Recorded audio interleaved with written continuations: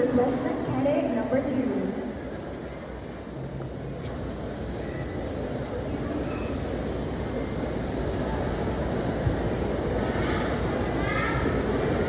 Your question is, as Dayang Kangbayluhay, your voice has influence.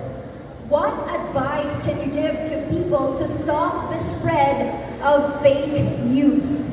Again, as Dayang Kangbayluhay, your voice has influence.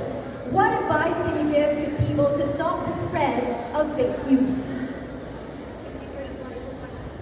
As Dayang Kangbayluhay and as also an influencer myself, I will use my voice to influence the youth and to teach them how to be knowledgeable enough to be aware of the things that you can see in internet.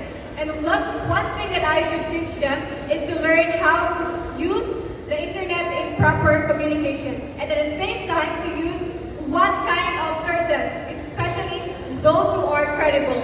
And with that thing, I will use my voice not just to influence, but also to inspire individuals to use social media in a responsible way. And I think it's time that as Dayang Kangbayluhay, this is a platform that I will influence not just also my voice, but also to tell people and everyone that the spread of fake news is important. It is our responsibility